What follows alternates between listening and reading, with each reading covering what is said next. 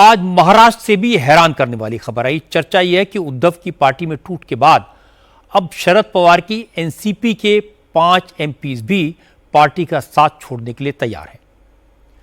अजित पवार के एनसीपी के नेता और पूर्व मंत्री धर्मराव बाबा अन्नाम ने कहा कि शरद पवार की पार्टी के 5-6 सांसद अलग हो सकते हैं। 5 एमपीज उनके संपर्क में हैं। लोकसभा में शरद पवार की पार्टी के 8 सांसद हैं। अगर पार्टी टूटती है तो इसके लिए 6 एमपीज का साथ आना जरूरी है। धर्मराव बाबा आत्राम ने कहा कि शरद पवार की पार्टी के 6 सांसद अजित पवार की एनसीपी में आ सकते हैं, लेकिन शरद पवार की पार्टी के नेताओं ने इन दावों को बेबुनियाद बताया। अनिल देशमुख ने कहा कि ऑपरेशन टाइगर सफल होने का मतलब ये नहीं कि हर ऑपरेशन सफल होगा।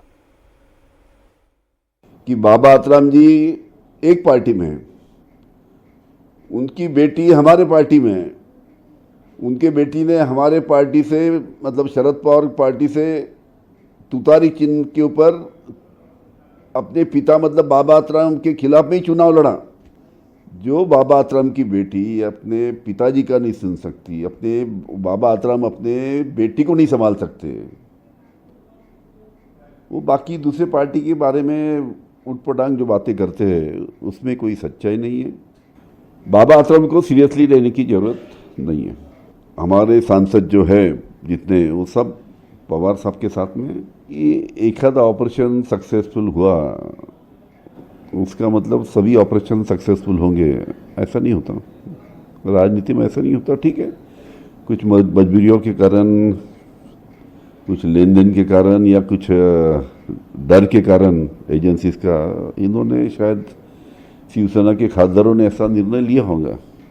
वो तो संजय राउत साहब ने खास खुलेआम बोला है ना, क्या हुआ क्या नहीं। तो महाराष्ट्र की राजनीति में आजकल कुछ भी हो सकता है। अगर एकनाथ शिंदे उद्धव के एमपीज को तोड़ सकते हैं तो सुनेत्रा पवार की पार्टी शरद पवार के एमपीज को भी तोड़ सकती है।